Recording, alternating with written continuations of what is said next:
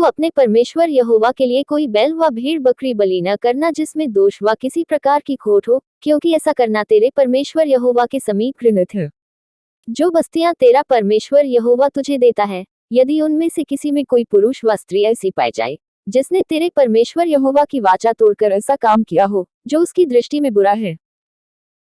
अर्थात मेरी आज्ञा का उल्लंघन करके पराये देवताओं की व सूर्य व चंद्रमा व आकाश के गण में से किसी की उपासना की हो व उसको दंडवत किया हो,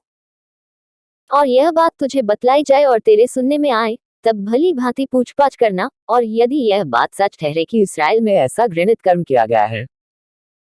तो जिस पुरुष व स्त्री ने ऐसा बुरा काम किया हो, उस पुरुष व स्त्री को बाहर अपने फाटकों पर ले जाकर ऐसा पत्थरवाह करना कि वह मर जाए। जो प्राणदंड के योग्य ठहरे वह एक ही की साक्षी से न मार डाला जाए, किंतु 2 व 3 मनुष्यों की साक्षी से मार डाला जाए।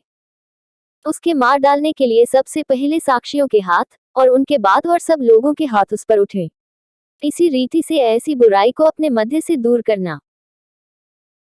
यदि तेरी बस्तियों के भीतर कोई झगड़े की बात हो, अर्थात आपस के खून व विवाद व मारपीट का कोई मुकदमा उठे और उसका न्याय करना तेरे लिए कठिन जान पड़े, तो उस स्थान को जाकर जो तेरा परमेश्वर यहोवा चुन लेगा,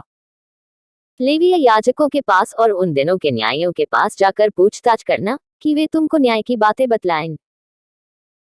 और न्याय की जैसी बात उस स्थान के लोग जो यहोवा चुन लेगा तुझे बता दे, उसी के अनुसार करना, और जो व्यवस्था वे तुझे दे उसी के अनुसार चलने में चौकसी करना। व्यवस्था की जो बात वे तुझे बताएं और न्याय की जो बात वे तुझसे कहें, उसी के अनुसार करना। जो बात वे तुझको बताएं उससे दाहिने व बाएं न मुड़ना।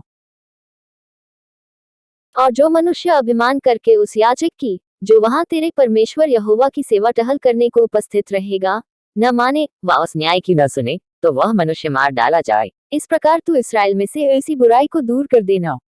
इससे सब लोग सुनकर डर जाएंगे और फिर अभिमान नहीं करेंगे। जब तू उस देश में पहुंचे जिसे तेरा परमेश्वर यहोवा तुझे देता है, और उसका अधिकारी हो और उनमें बसकर कहने लगे कि चारों ओर की सब जातियों की नाई मैं भी अपने ऊपर राजा ठहराऊंगा, तब जिसको तेरा परमेश्वर यहोवा चुन ले अवश्य उसी को राजा ठहराना। अपने भाइयों ही में से किसी को अपने ऊपर राजा ठहराना। किसी परदेशी को जो तेरा भाई न हो तू अपने ऊपर अधिकारी नहीं ठहरा सकता। और वह बहुत घोड़े न रखे और न इस मनसा से अपनी प्रजा के लोगों को मिस्र में भेजे कि उसके पास बहुत से घोड़े हो जाएं, क्योंकि यहोवा ने तुमसे कहा है कि तुम उस मार्ग से फिर कभी न लौटना। और वह बहुत स्त्रियां भी न रखे, ऐसा न हो कि उसका मन यहोवा की ओर से पलट जाए, और न वह अपना सोना रूपा बहुत बढ़ाए। और जब वह राजगद्दी पर विराजमान हो, तब इसी व्यवस्था की पुस्तक जो लेवीय याजकों के पास रहेगी, उसकी एक नकल अपने लिए कर ले, और वह उसे अपने पास रखे और अपने जीवन भर उसको पढ़ा करे, जिससे वह अपने परमेश्वर यहोवा का भय मानना और इस व्यवस्था और इन विधियों की सारी बातों के मानने में चौकसी करना सीखे,